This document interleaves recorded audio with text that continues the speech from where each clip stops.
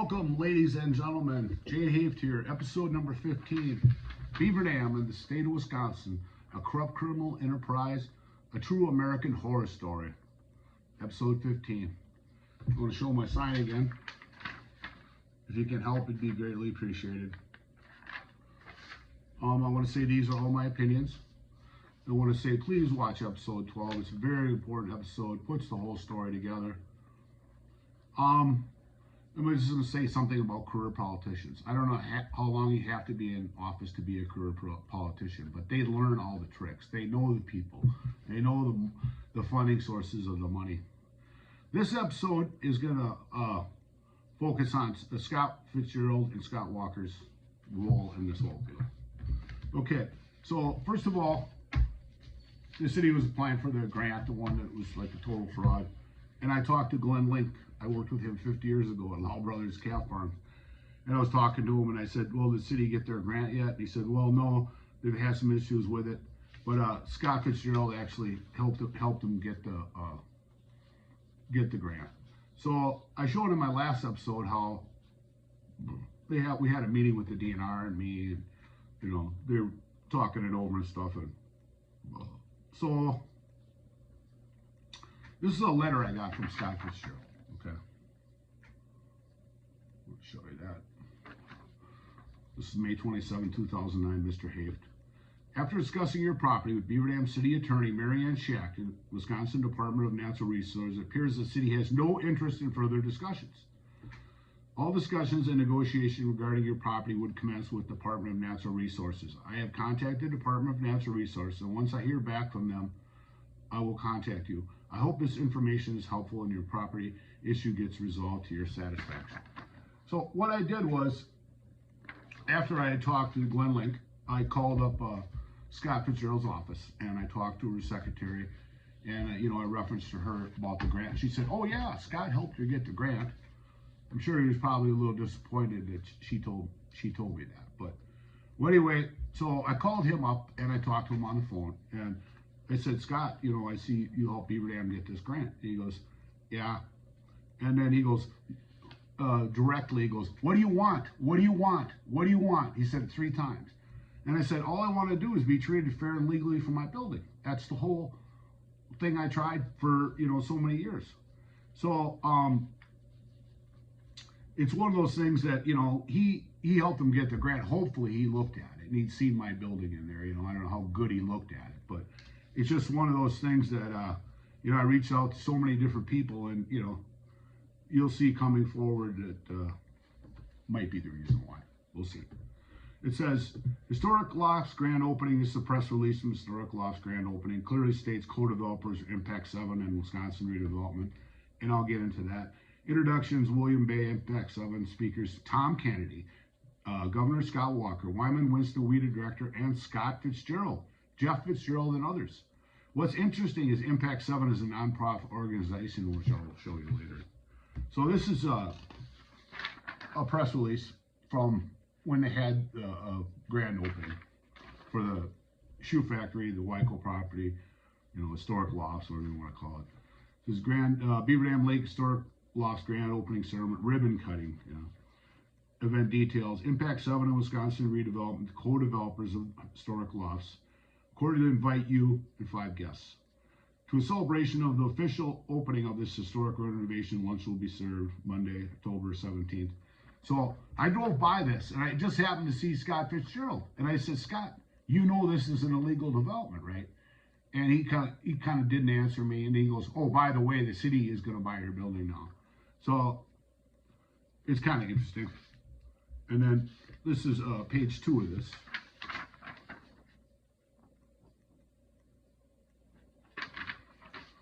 Ribbon cutting, complimentary sit-down luncheon, and then introduction by William Bay, Impact 7. Invited speakers: Mayor Tom Kennedy, Governor Scott Walker, Wyman Winston, WIDA Director, State Senator Scott Fitzgerald, State Representative Jeff Fitzgerald, Chase, Wisconsin, and the National Equity Fund, along with special announcement by Impact 7 and Wisconsin Redevelopment.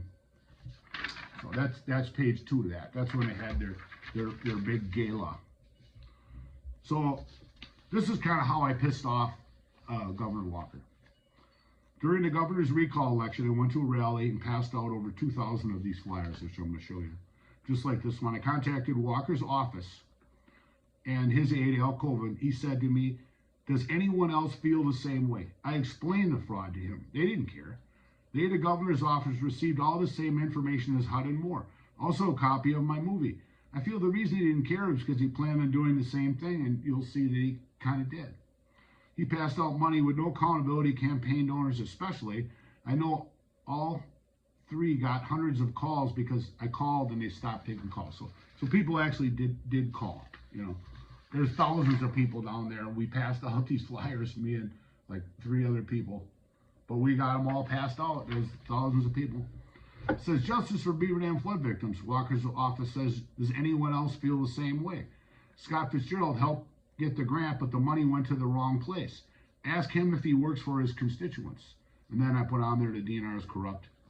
And then it has the FBI article on, economic stimulus, fraud, corruption. And then Walker's phone number, Fitzgerald's office, and the FBI. And be respectful in calling. Thanks for your help. Sincerely, Jay Haft. So I passed out those, and I'm sure they weren't real happy, like I said. But, what do you do? I mean, so this is some of the stuff on Scott Walker. Diane Hendricks, billionaire and Scott Walker's largest donor owed no 2010 state taxes. Wisconsin billionaire was Governor Walker's largest campaign donor, paid no state taxes in 2000 because of a change in their corporation structure. What's interesting is Walker passed this deal where manufacturing and agriculture had a 0.4 state tax rate. I mean, why couldn't they just lower it for everybody? Because it's supposed to be fair.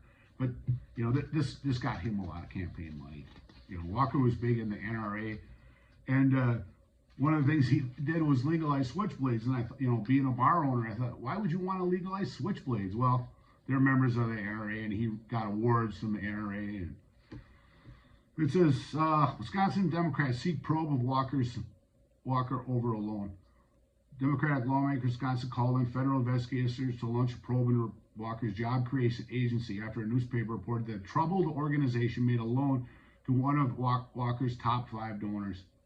Assembly Minority Peter Barca and Julie Lasso, both sit on the Economic Development Association's board, said at a news conference that they are outraged by the revelations of the journal story.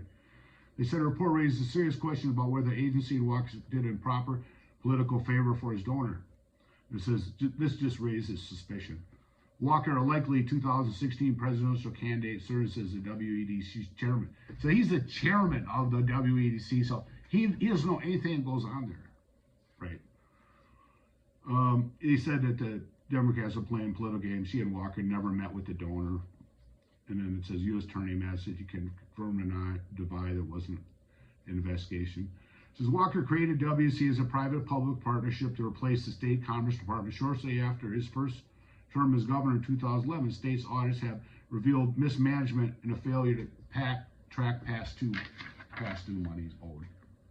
Okay, so Walker had this dream that he was going to be the next Ronald Reagan, and he did run for president. I watched a debate with him and Tom Barrett, and he said that he wasn't going to run for president, but shortly after his second term, he decided he was going to run for president. Cost the state a lot of money because they paid for all his security and all his travel expenses and everything. And it said, he told the Associated Press on Monday while in New Orleans to speak at a meeting for powerful school voucher lobbying group that he played no direct role alone and Democrats are on a partisan witch hunt. You can always, talk your way out of it. So that's that, and then back to his run for governor. He started out really good. He was high in the polls. And then all of a sudden he was down to 1%. And then he, because, nobody wanted to give him money anymore. His campaign was like $1 million in the hole. And I guess I did some research on it. He spent $100,000 to hire a photographer to keep the history of his campaign run. But this is another one. It says, update, Governor Walker requests the WEDC WEDA merger to be pulled from the state budget. So he tried slipping a merger between the WEDC and WEDA, you know, a merger so they could, it's insane.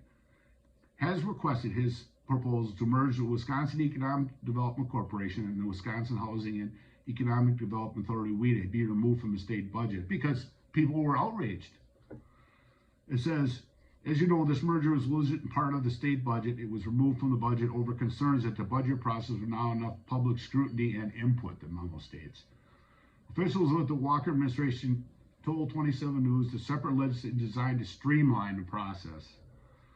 It says, WDC is a public-private entity that has been a source of controversy for the Walker's administration since it was created to replace the Department of Commerce in 2011. It's the third such case of the company outsourcing jobs to a foreign country after receiving financial awards from the WEDC. So we're giving them awards to help move out of the state. It's insane. And then this is something Walker tried doing, you know, and then he backed off on it. But, you know, this is, you want to talk about government accountability. Okay, I'll show you that one there. It says, Walker backs off from exempting WEDC records from open records law. So he could basically do anything. He's the head of that agency. You know, and he wanted to get weed in there. So he could do anything, and no one would know. It's kind of like a dictator or a king or whatever. Scott Walker's office said Wednesday the Legislative Budget Committee should drop 2 new exemptions to the state's open records law for the Wisconsin Economic Development Corp. The troubled job creation agency is scheduled to be discussed today at the Legislative Joint Finance Committee. And it says, over here, it says, of all the agencies you'd want to give sweeping ability to keep things secret, this would be one of the last on any sane person's list. Bill Lauders, Wisconsin Freedom of Information Council. Oh, unbelievable. And then this talks about it on here. And it says, proposed records exemptions raise concerns in the wake of State Journal investigation of a taxpayer loan to a struggling company, one of his top donors. We need transparency in the government, not less, Healy said. This is the cost of doing business with the state. You're interested in securing government assistance. There's some transparency responsibilities that come with it.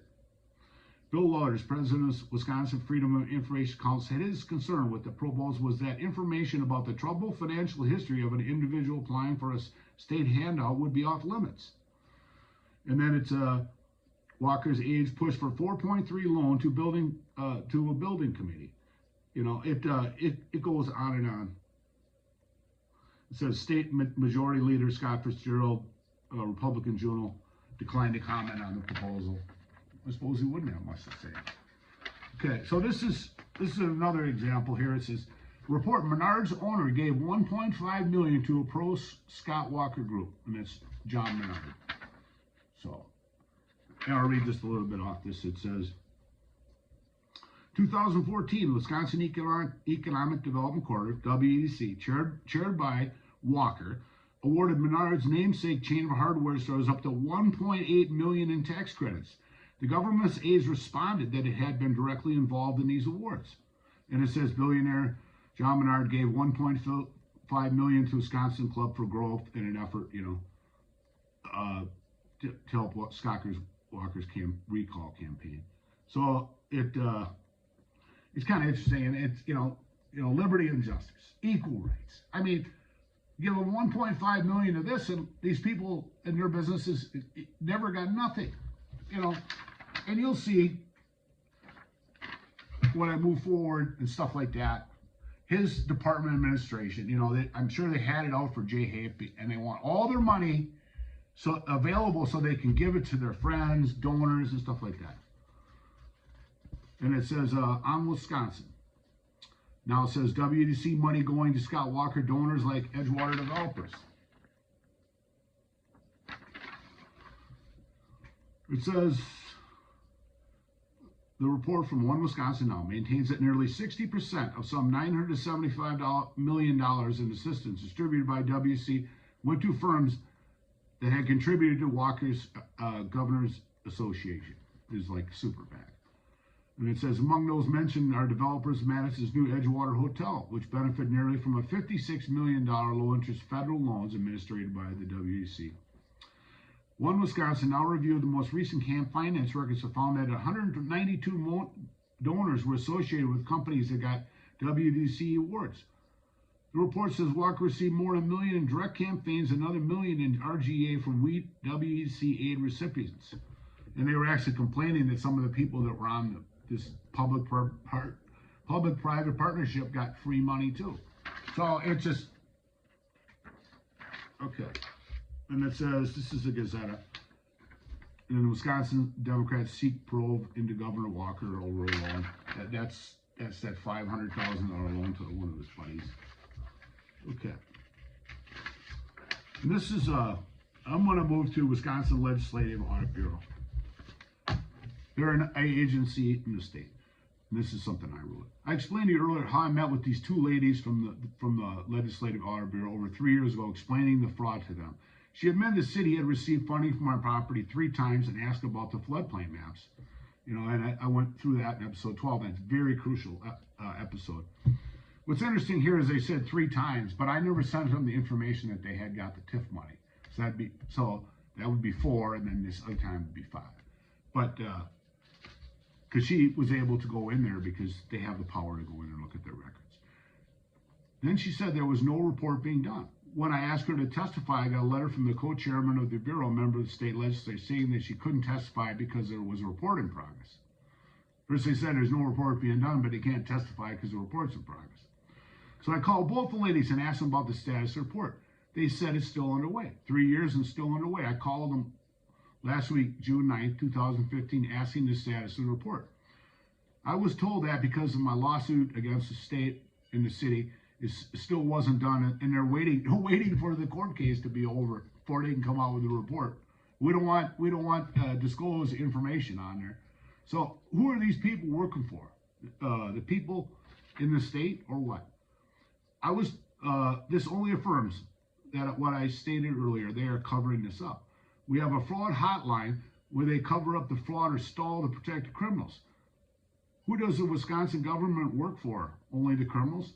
How the innocent people had their lives ruined by this. The Legislative Audit Bureau person signed both of these letters.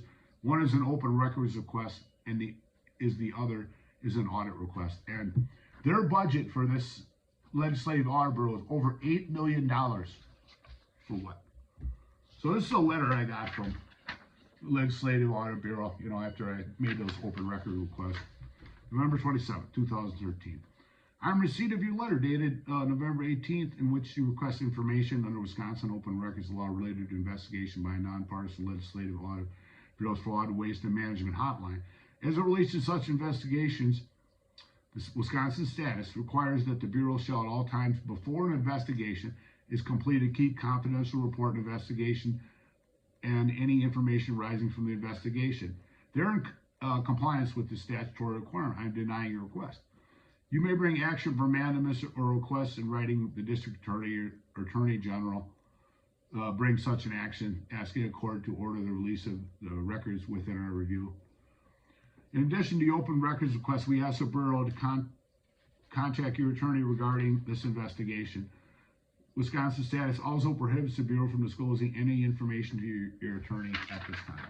So, and this is a copy of one of the open requests I made, and all 3 of these I've never received any information ever. I'd like to make an open records request for the report for my case and also the issues of the state of Wisconsin. Laura said they were working with the Department of Administration. She wasn't allowed to give our last name. She also